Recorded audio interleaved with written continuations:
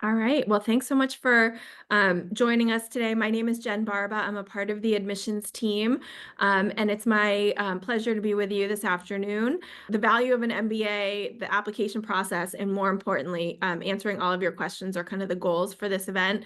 As you all know, we're a little bit late in the process or late in the cycle at this point for enrollment this year. So the last chance to apply to join us in the MBA class is coming up next week. And, we've been fielding lots of questions over email and thought it would be good to have one more opportunity to connect with everybody.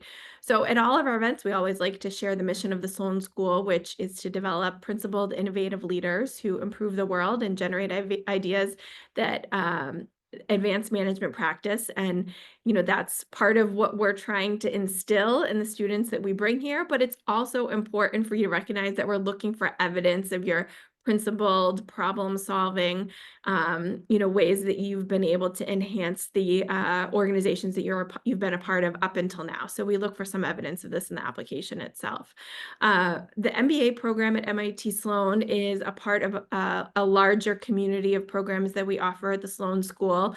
So this is the host of programs that we have at Sloan, and students from all of these programs you'll find in some of the elective courses that you take. But as you all know, the MBA is 2 years full-time. And the majority of students enrolled in the MBA program have between 3 and 7 years of experience. However, there always are some people on both ends of that spectrum. We're very much closely aligned with our LGO program. So that's a dual degree with the School of Engineering, where students are getting an MBA and a Master's of Engineering, as well as some of the other programs represented here, both bringing students in early in their career and then more senior in their career for some of our executive programs. But most importantly, you're a part of a large community of students who are, really participating in a lot of different activities outside the classroom, clubs, conferences, competitions, you name it. And you have the opportunity to build a vast network while you're a student here. Here's some general statistics at a high level, the class profile for our current first-year MBAs. So the MBA class size is 433. So that represents a combination of MBA, full-time MBA students and LGO students. And this coming year, we're looking to enroll a very similar class size. So our target is, about 430 students. There's usually between 45 and 50 LGO students represented, with the rest being MBA. So around 370 or so for MBA. No big surprises here in terms of, academic horsepower or academic ability, quantitative ability.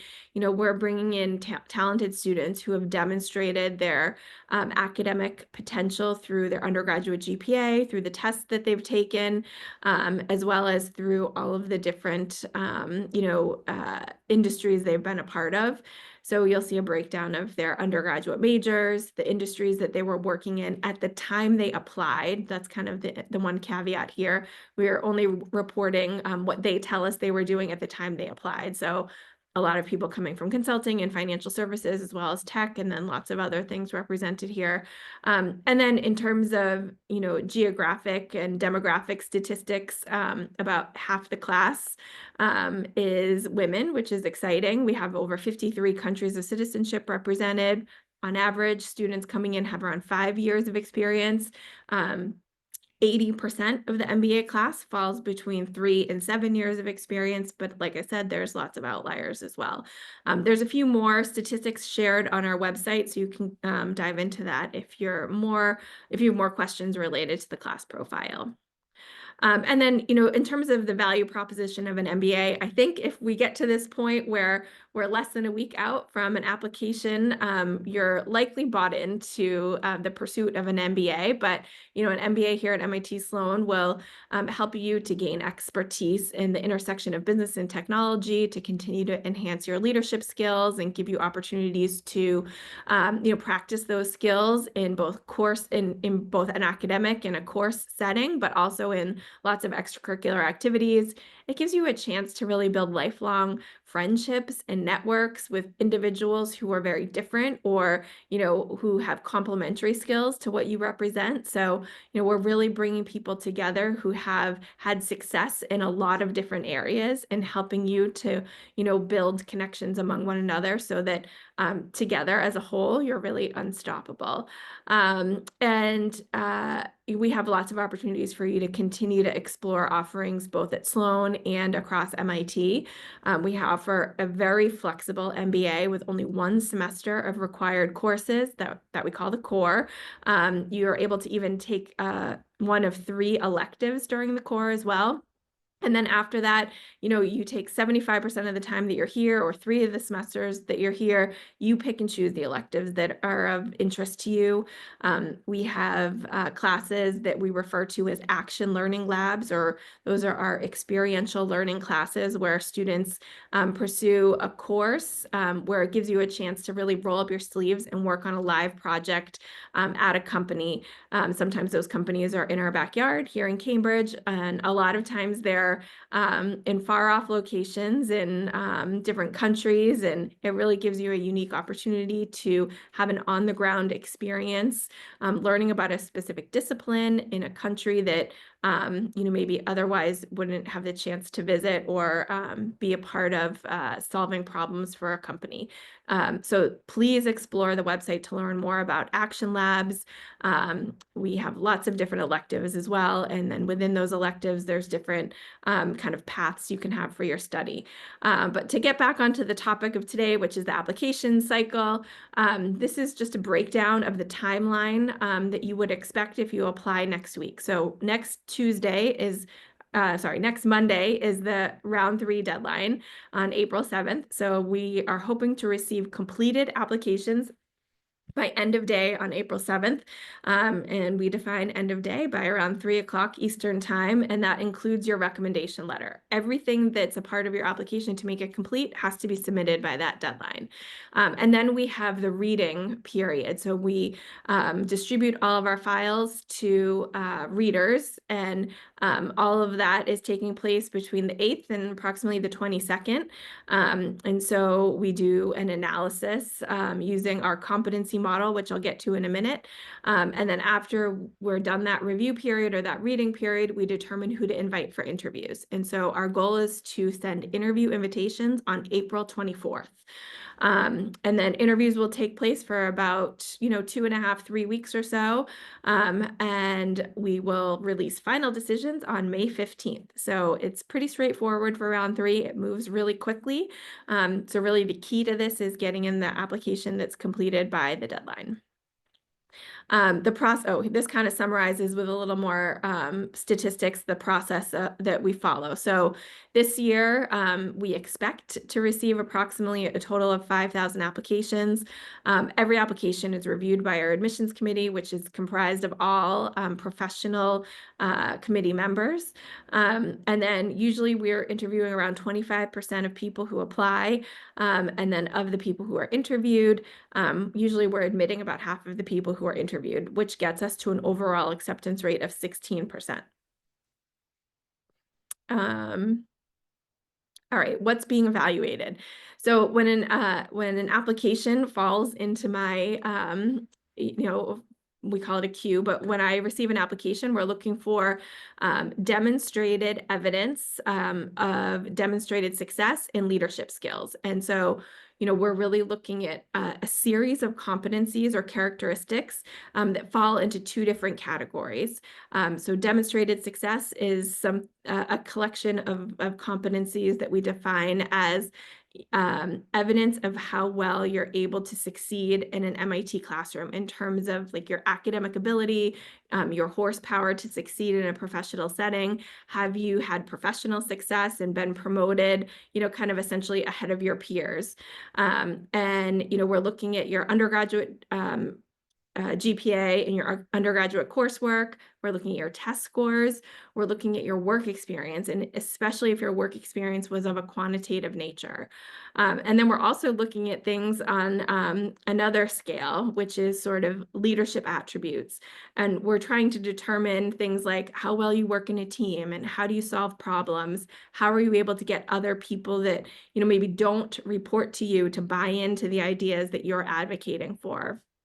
Are you an effective communicator, and are you able to, um, you know, uh, leverage different situations for the collective good of the team?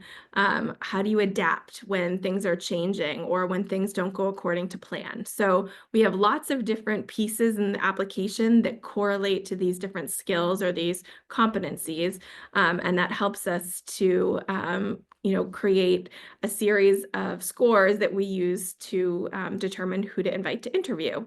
And so when we have all of these scores, as I said before, they fall into two different categories: demonstrated success and personal attributes, or personal leadership attributes. And, in a very simple MIT data-driven fashion, we plot these scores on an XY axis, and the people who are in the top right quadrant are the ones who continue to move forward in the process.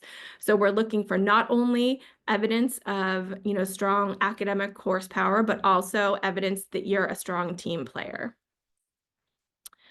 All right. So like I said before, the application is really designed to solicit evidence of these different skills or different characteristics. This is kind of a breakdown of everything that we're asking for in your application. I'll kind of go through these different pieces rather quickly, but as I mentioned before, the deadline's next week, April 7th. It takes us a few weeks to review all of the applications, and then an interview is required for admission. So if you get invited to interview, that's a great sign that you've made it to an advanced stage of the evaluation process. Interviews will be conducted with someone like myself or some of my colleagues who are on with us. And the interview is really designed to also, solicit evidence of these different skills. So in the application, you'll see here, we have a bunch of different things that we ask you to prepare and submit for us in advance. Oh, sorry. A cover letter is maybe a bit unique to some of our peer schools, but essentially a cover letter is asking for a summary of why are you seeking an MBA now? What is it about MIT Sloan that makes it a good match for you? So what's the highlight reel? What are the few things of your past experiences that you don't want us to miss? Where have you demonstrated success so far? And then, what is it about pursuing an MBA right now at this point that makes sense for you? The resume is a one-page resume. We're really looking in the resume for evidence of progression, for evidence of success in the things that you've been a part of. There's also a section in the application in the demographic section that talks about employment data. And that's really where you would put like your job description. Your resume should be used more to talk about, the successes that you've had at work or through the organizations you've been a part of. We have a 60-second video statement. And so the video statement is an opportunity for you to introduce yourself to your hypothetical future classmates. You have control over this video, but it's a really great tool to, not only tell us a little bit more about yourself, something more than maybe we would see, on your, on your resume or on your LinkedIn profile, but it's also a chance for you to demonstrate your personality. And, it's great to see how you communicate as well. We have another video, which I recognize also creates a little bit of anxiety for applicants, but it's a nice tool for us to be able to assess your authentic communication ability. So in this video, a random question will appear on the screen, and you'll have 10 seconds or so to read that question, and then the camera will go on and you'll have 60 seconds to respond to that question. So they're not questions that require advanced preparation. They're open-ended, they're randomly generated. We have a bank of 500 or so questions in the back end, and they'll randomly pop up for you. These are questions like, what's been your favorite job to date and why? Or, can you talk about a favorite vacation that you've gone on in the past and why? Like, they're very random, open-ended questions that really just give us a chance to understand your kind of authentic communication style. We ask for one official letter of recommendation, and that letter is really designed to solicit specific evidence that correlate with these characteristics that I mentioned before. So the recommendation form requests that your letter writer respond to several different prompts. So our advice for the recommendation letter is to ask someone who you've worked for in the past, someone that knows you well, that can speak to your professional abilities, and that can give us concrete, specific examples to represent the specific questions we're asking. We also ask for 2 additional references. So this is like if you were applying for a job and you were to offer two additional contacts that the hiring company could reach out to if they had questions about you. It's the same here. Who are 2 additional people that could speak to your experiences from the past if we had additional questions. So we would typically use these reference contacts, after an interview if we still had questions about a candidate.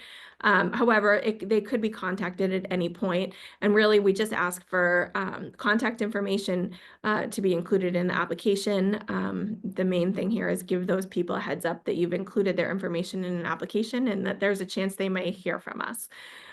We also ask for an organizational chart from your current organization. So I know this is also maybe a little unique in comparison to some of our peer schools, but it's a great tool for us to better understand where you sit within the organization and where your work has an impact within the organization or within the team that you're in. Now, I get it. If you work for Google, I do not need an org chart of the entire, Google, system. But really, I'm looking for your team, an organizational chart of kind of the scope of where your work is felt within the organization that you're in. And we completely understand if you need to redact names or for data protection reasons, feel free to manipulate this org chart to share what you feel is most appropriate for us to understand. But I will say we do like to see a couple highlights to make it easy for us to navigate these org charts. So make sure that it's easy for us to see who you are on the org chart, and make sure it's easy for us to see who your recommendation letter is if that person is also represented on the org chart. We do require a test. So it would be, the old GMAT or the GMAT Focus Edition and or the GRE. All of those tests are acceptable. So within the last 5 years is a valid test score. We ask for all of your past academic transcripts and even non-degree coursework that you may have completed. Academic transcripts from undergrad if you've done any graduate work. And then we've seen lots of people over the past year or two, especially this year, who have completed like non-degree work and computer programming related stuff. But anything you've done that you think is relevant for us to understand, it's great for you to include it all. And then we just have a short answer question about your personal background and, really to help us get a better understanding of where you come from. All right. We can kind of skip through these. I want to get to questions, recommendation letter, additional references. Perfect. And then the interview. So if you are invited for an interview, here are some of the things that are important to think about, I guess. We are looking for reasons to admit you. So that's the number one thing you want to think about when you are invited to a Zoom conversation with myself or any of my colleagues. We're excited to meet you. We have a very positive outlook on our conversation that we're about to have, and we're looking for additional data points to support advocating for you in that final decision meeting, additional data points to get you here. In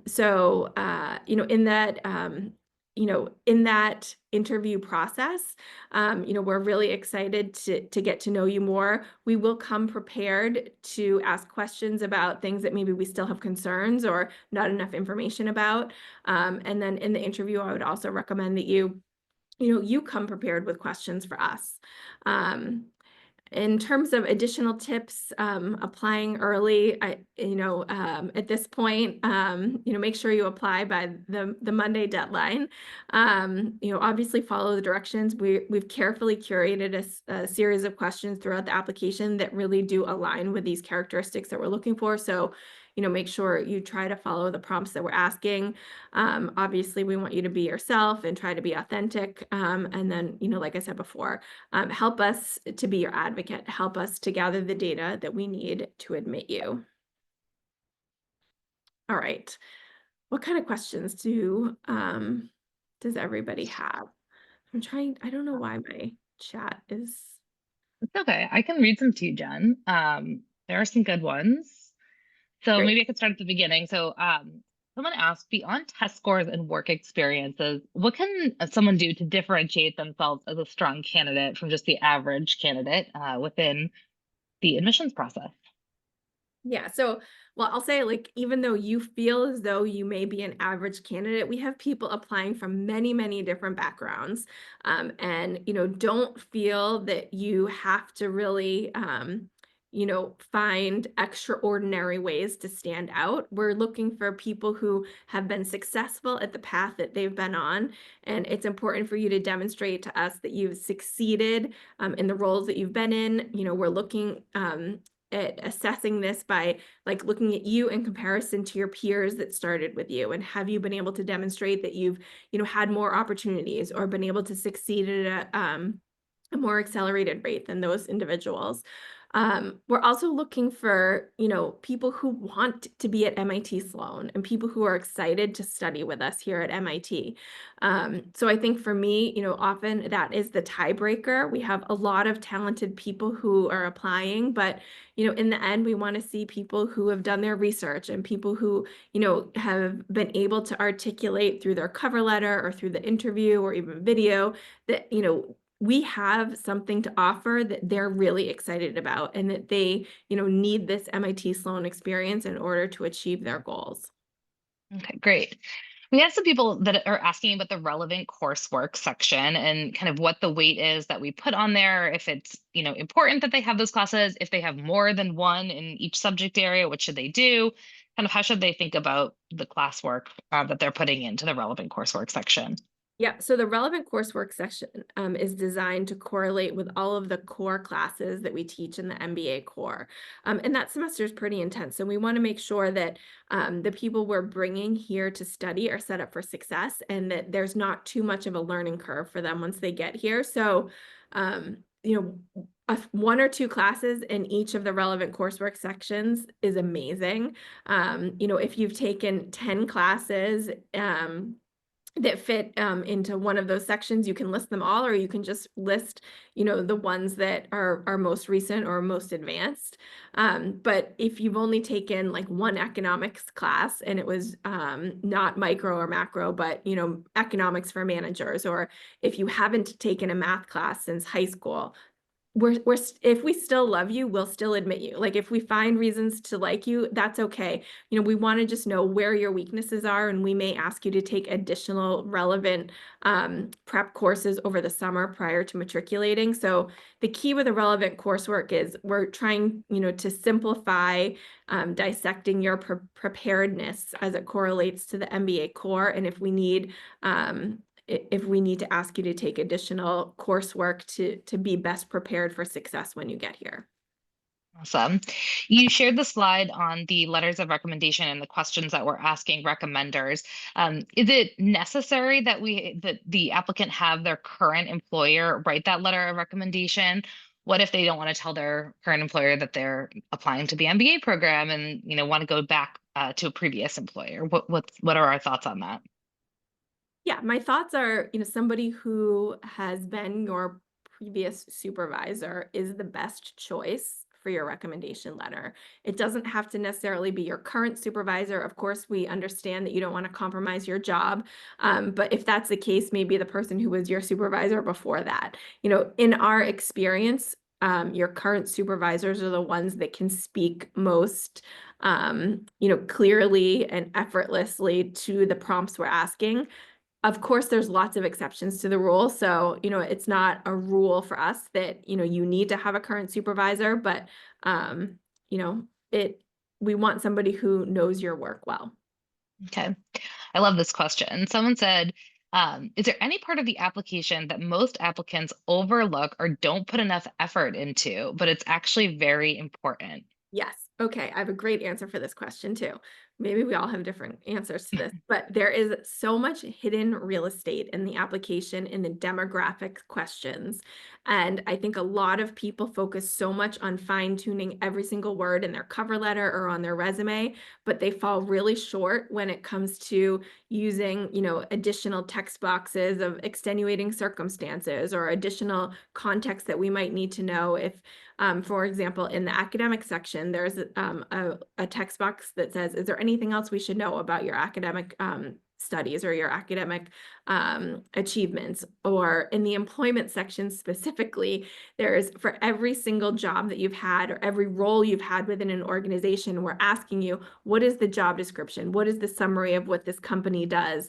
Why did you leave that position? So, I think applicants don't realize that there's all of this additional, text or short answer questions that they need to complete when they go to submit the application. And they're really great tools to help complement what we see in other parts of your application, but they're certainly underutilized, or we see a lot of applicants not taking advantage of sharing as much as they possibly could in those places. Okay. That answered the next question, which is about that additional information. So everyone should look out for those text box. One person asked if you could share more on what you're hoping to see within the resume as opposed to the employment section, maybe those impact related focus for the Yeah, so resume. on the resume, we're looking to find data on the resume to see that you've achieved success at what you've been doing. Where in the employment section, I'm looking for what is your job description? What does your company do?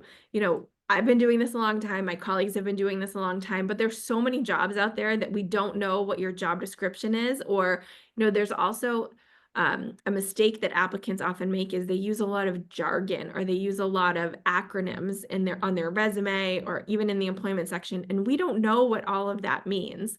So, pretend like you're describing what your job is to somebody who has no context for what your company does or what your role is, and try to make it simple for us to digest and understand.